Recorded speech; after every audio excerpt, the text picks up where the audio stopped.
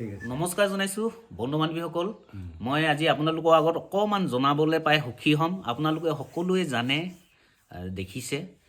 এটি গীত খুব ভাইৰেল হৈ উঠিছে আহিলে বলিন চিতিয়া আহিলে আমাৰ হদিয়া বিধায়কক লৈ এটি গীত খুব ধুনীয়াকৈ ভাইৰেল হৈছে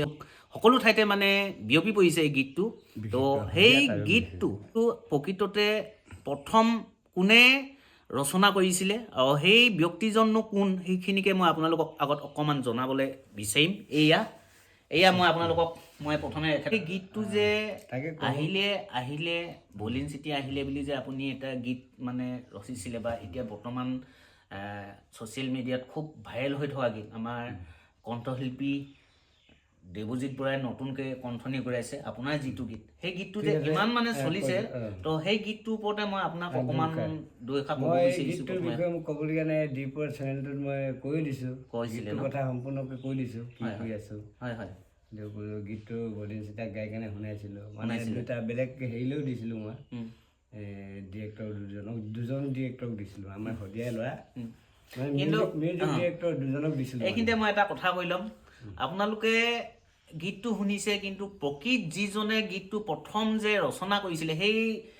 ব্যক্তিজনকতো আপোনালোকে সকলোৱে গম নাপাইছিলে ন সেইটো আচৰিত কথা এইজনে হয় মোৰ বন্ধু গতিকে আপোনালোকক পৰিচয় কৰি দিলোঁ এখেতে চিনি পালে আপোনালোকেতো চিনি পালে গতিকে এখেতৰ মুখৰ পৰা মই সেই গীতটোকে মানে গীতটোৰ জন্ম আঁৰৰ কাহিনী তুমি শুনিব খুজিছা মই সেই কথাখিনিকে শুনিব বিচাৰিছোঁ আকৌ অকণমান আপুনি কথাখিনি কোৱাৰ পিছত অকণমান শুনাই দিব ঠিক আছে মই তোমাক কৈছে তাৰপিছত আমাৰ শদিয়াই দুজন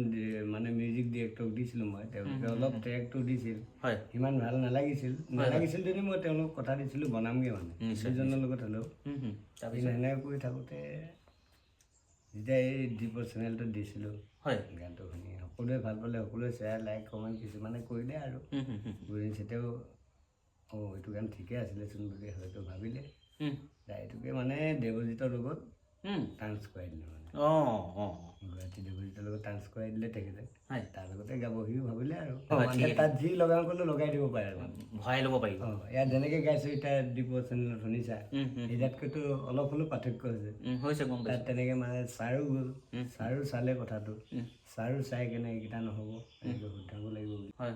মনবিলাকো ভাগি গৈছে তথাপিতো চেষ্টা কৰি যাম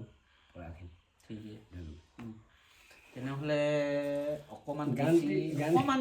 কণ্ঠ নিগৰাই দিয়কচোন অকণমান ভাল লাগিব মইতো এনেই শুনিছোঁ বাৰু হ'লেও আপোনাৰ ওচৰত আহি পোনপটীয়াভাৱে আপোনাৰ পৰা অকণমান শুনো গতিকে আমি দুখীয়া শিল্পী চৰকাৰৰ লগত থাকিব লাগিব